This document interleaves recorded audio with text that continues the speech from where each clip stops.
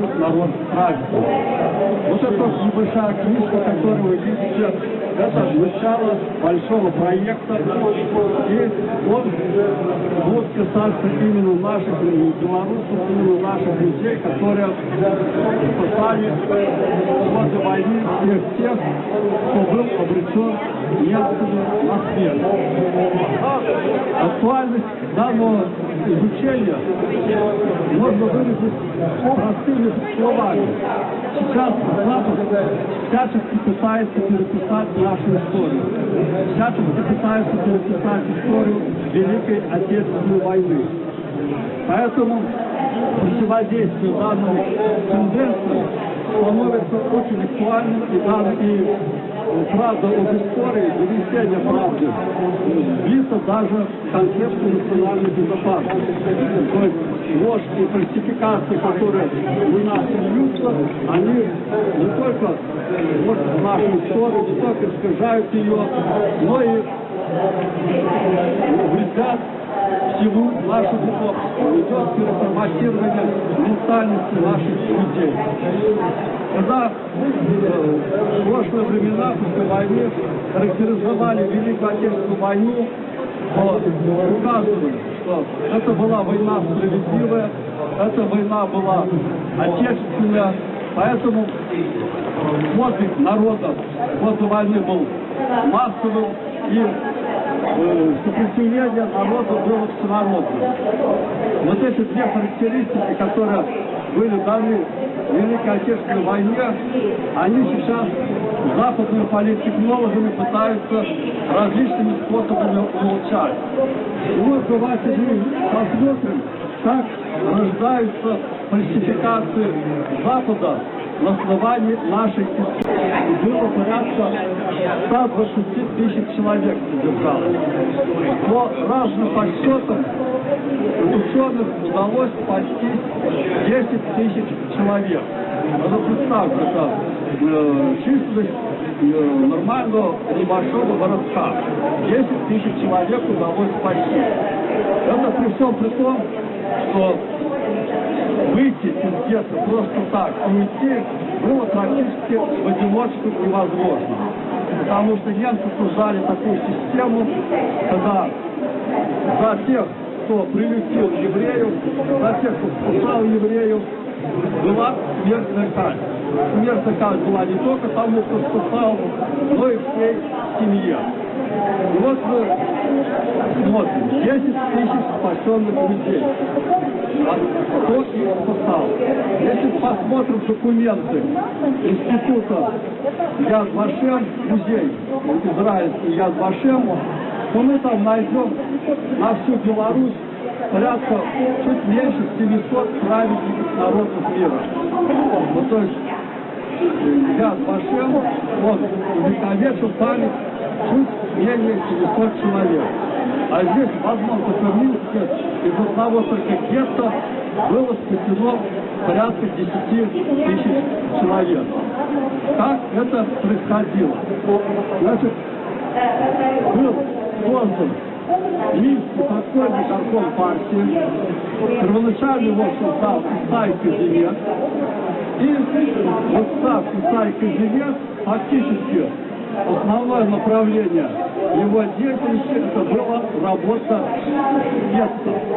Он организовывал вывод людей, все минское подполье, соответственно, работал на то, чтобы организовать выход этих людей, организовать транспорт, организовать там подводы, либо машины какие-нибудь, организовать связь с партизанскими отрядами.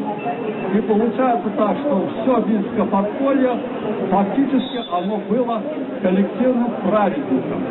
То есть они все рисковали своей жизнью во имя спасения вот этих евреев Минского гетто. Потом получается, что происходит дальше. Евреи, которые спасались, которые выходили из Минска, единственный способ выжить, это было попасть в партизанский отряд. Потому что в одиночку, если они попадали куда-то в дома чьи-то, выжить мог 1-2 человека. Ну, такие вот условия поставили немцами, что коллективно выжить там сотни людей или тысяч могли только партизанские отряды. Но никого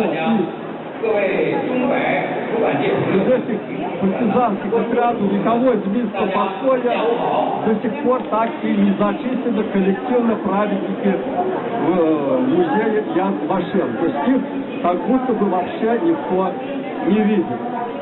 Дальше, когда евреи попадали в партизанские отряды, стоял вопрос: либо они должны находиться в гражданских лагерях, либо создавать свой отряд, что было очень проблематично в связи с тем, что нужно было оружие.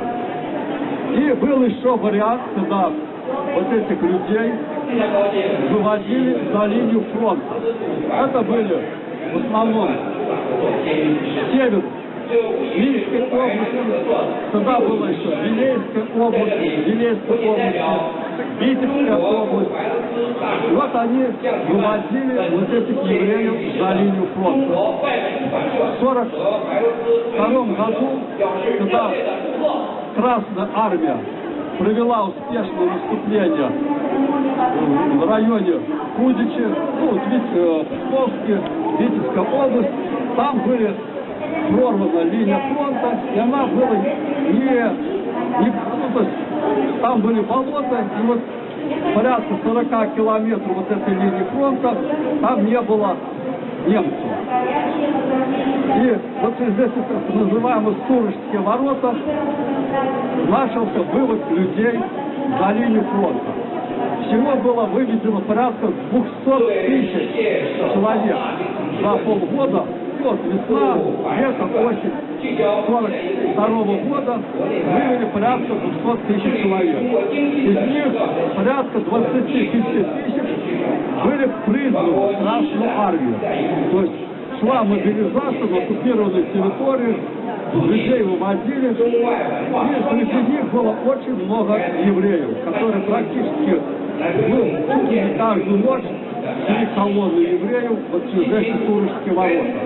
Потому что при оккупации спастись им было очень тяжело, либо практически невозможно. И вот одним из таких людей, который спасал вот этих евреев, был Николай Яковлевич Киселев. Это был политрук советский, он окончил бухгалтерское учебное заведение, был бухгалтером, пошел добровольцем на фронт, потом попал в плен, в плену, когда сбежал в Илье, есть в Вилецком районе, местечко было такое небольшое Илья, районный центр. Вот он там организовал сначала подполье, а потом, когда стало понятно, что его уже немцы уже стерегут, он ушел в партизанский отряд. Летом 1942 года, в июне месяце, ему поручили собрать всех евреев, которые ходили по лесам. То есть люди спасались от смерти. Кто семьями, кто группами. И по лесам было порядка 1500 евреев. Вот он собрал более 270 человек, создал свой партизанский отряд, и потом в августе месяце ему поставили задачу вывести людей за линию фронта. Выводил он не один, был весь его партизанский отряд. То есть чуть меньше 56 человек, которые у него было в партизанском отряде, вот они пошли выводить вот эти 218 евреев. Это были не только молодые люди, были дети, преимущественно были женщины, были старики, семьи, выходили за линию фронта. И, соответственно, когда Николай Яковлевич вывел евреев, был весь отряд сопровождения, переход начался 29 августа и закончился 25 сентября. То есть почти месяц. люди шли по лесам, по болотам, по партизанской зоне преимущественно. И заметьте, никто из местных жителей немцев не сдал этих людей.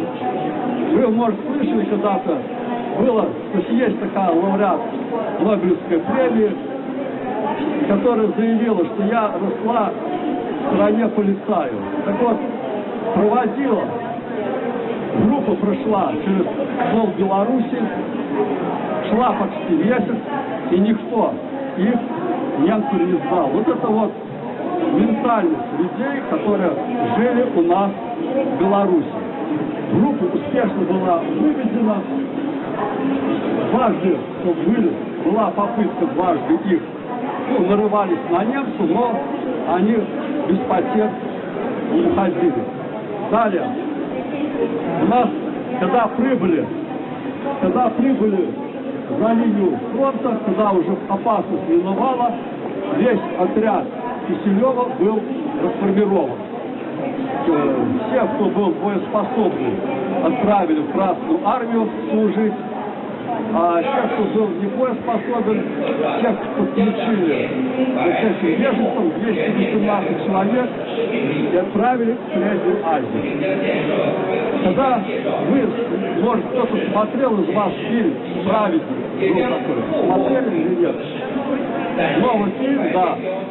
Вот такой, знаете, экшен, такие перестрелки, такие вот, знаете, здесь такая жестокость, ну прямо вот смотришь, кровь жило стыдно.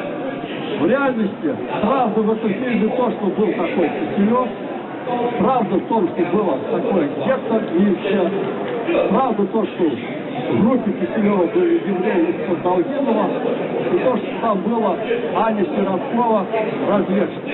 Ну и, соответственно, командир отряда Воронянский, правда, и политрук Тинчук.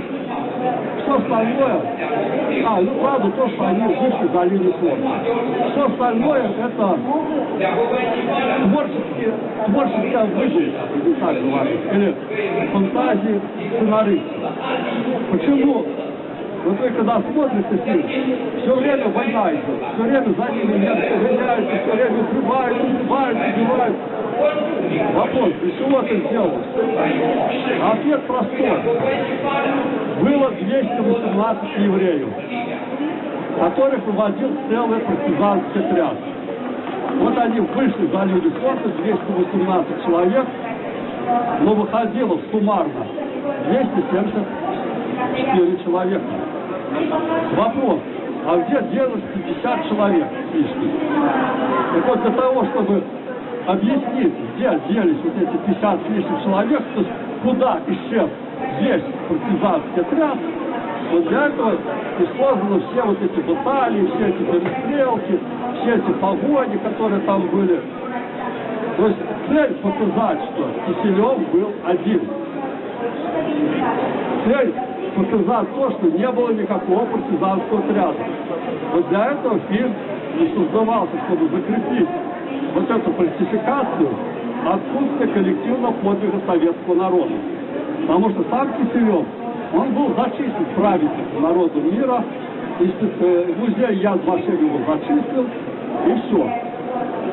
А вот отряд, как не зачислять и не показывать, что это было выделено руководством Белорусского штаба партизанского движения, вот для этого и создали вот такой экшен в виде этого фильма. Что происходит дальше? Киселев перешел в линию фронта, но он вывел 218 человек. Всего по лесам Белейшины ходило 1500, если даже не больше. Дальше, когда вышли за линию фронта, были награждены 8 человек. 8 человек из партизанского отряда, то есть уже даже вот это указывает о том, что Киселев был не один. Да, не все проявляли героизм такой, который достоин награждения. Не все были там стрелками хорошими, еще кем-то. Но вот 8 человек были награждены по окончании вот этой операции. Далее, люди, которые оставались в отрядах, они все время пополняли, евреи из лесов, была осень, они все шли партизанским отрядом, и их нужно было с ними что-то делать. И вот, получается, через несколько дней за линию фронта была отправлена следующая группа из 87 человек. В основном это были долгиновские евреи, которые не вошли в первую группу. Вот их было 57 стариков, женщин, детей. И выходит вторая группа, их выводили формулировки за невозможность использования в отряде. Оружия не было, стрелять они не умели, боевой подготовкой не занимались, поэтому их выводили за линию фронта. И вторая группа, которая была сформирована в отряде «Мститель», возглавлял ее капитан Латышев, тоже бывший военнопленный.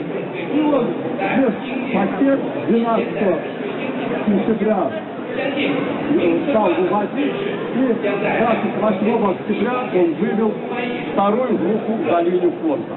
Далее происходит, то есть это был все отряд «Мститель» под командованием Воронянского.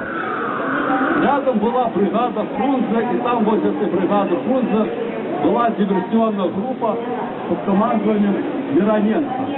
Вот он выделяет одного человека, один человек, он выводит 250 человек за линию фронта. Но это был спецназ, это были, человек был обученный. И вот он Пономаренко доложил, что у меня потерян один человек, который был выделен для вывода за линию фронта вот группу 250 человек. Он успешно, опять же, без потерь провел вот эту третью группу. Далее. Четвертая группа была, опять же, отряд «Мститель», была сформирована группа. Эту же группу за невозможность использования партизанов было несколько человек, больных и раненых. Ну и плюс несколько человек было направлено для сопровождения группы. Но их не все, то есть они 21 октября отправились за линию фронта, попали на немецкую засаду, и не все смогли прорваться. То есть прорвалось больше половины группы, человек 50, они расселись в лесах и не догнали свою группу. То есть, когда часть, которая расселась, они вернулись на место дислокации партизанского отряда, и там отряд уже не нашли. Отряд снялся с места, но те, кто впереди шел, те зашли и успешно перешли линию фронта. То есть вот мы видим, что 4 группы, это был коллективный подвиг советского народа. Их выводили партизаны, их снаряжали партизаны, ведь надо было дать им продукты дать, нужно было коров дать им, потому что свинья они не кушали, евреи. То есть это либо овцы должны быть, либо коровы, куры, да. То есть это все забота была партизанского отряда. Это был коллективный подвиг тех людей, которые спасали вот этих евреев. И дальше что мы видим? Когда я издал свою книгу, через 4 месяца издает книгу Инна Герасимова. Опять же, на такую же тему. Но что она пишет в своей книге? Она пишет: ни руководство страны, ни руководство партизанского движения, ни местное население даже не пыталось помочь спасти от неминуемой гибели тем, кого нацисты уничтожали только за происхождение, за то, что они родились евреями. То есть вот мы видим, как путем игнорирования коллективного подвига советского народа, опираясь только на материалы Яд Вашема, где написано, что был только индивидуальный подвиг, как рождается ложь, как рождается фальсификация, что ни партизаны, ни советская власть евреев не спасали. О чем это говорит? Вот так вот. Вы знаете, что есть в Уголовном кодексе такая статья не оказание помощи, там, или когда при аварии кто-то уходит с места ДТП. Это является фактически тоже преступлением. И вот когда в адрес советской власти выставляют, советских партизан выставляют такое обвинение, что ни партизаны, ни советская власть ничего не делают для спасения евреев, они фактически разделяют ответственность за гибель евреев между немцами и Советским Союзом. Понимаете, казалось бы, мелочь. Игнорирование коллективного подвига. То есть это полуложь или полуправда оказывается ложью. Вот маленький штришок. Ну нету Яд Вашем коллективных героев белорусских. А это за собой влечет обвинение гораздо более серьезное. Это обвинение в переписывании, то есть это откровенно переписывание нашей истории. Это откровенно переписывание истории Великой Отечественной войны. Поэтому, чтобы такого впредь не было, вот мы, активисты гражданского общества, в настоящее время уже больше года занимаемся изучением белорусов народ праведников. То есть изучением тех подвигов, которые раньше обычно не вспоминали. То есть мы знаем героев, которые сражались на фронте. Мы знаем героев, которые сражались в партизанах, в подполье. А вот те, кто спасал мирных граждан, мы про них мало что знаем. Так вот, чтобы память не ушла об этих людях, мы начали проект «Белорусы. Народ праведников». Мне бы очень хотелось, если у кого-то есть воспоминания там, дедушек, бабушек, как они или их предки спасали людей, рискуя своей жизнью. Обращайтесь на Союз писателей Беларуси, там, я думаю, скажут, где меня найти. И мы с вами доработаем ваш текст и издадим вот такой следующий комикс, издадим, где будут указаны вот ваши истории о спасении людей. Вот такой вот краткий наш проект. Я рассказал только небольшую часть нашей книги, потому что саму книгу, она, вот видите, здесь 120 страниц, про нее можно рассказывать очень много, но общее представление вот вы, я думаю, получили. Вот кратко такой. Большое вам спасибо. Ребята, если у вас есть какие-то вопросы. Каждый человек не боятся, только психи сумасшедшие. Каждый человек боится за свою жизнь. Это инстинкт самосохранения любого человека. И здесь это выбор каждого в отдельности. Кто-то идет с оружием партизана воевать, кто-то надеется, что отсидится просто так. Ну, то есть это воспитание каждого человека в отдельности, которое заложено его родителями, которое заложено образованием, которое заложено идеологией государства. То есть это нету одинаковых людей. Есть кто-то смелее, кто-то красивее, кто-то сильный, кто-то слабый, кто-то отчаянный. Вот, как Семенович сказала, она жила в стране полицаю, я такой, допустим, не хочу. Большое спасибо. Я так понимаю, что еще у гостей тоже осталось много вопросов. Конечно же,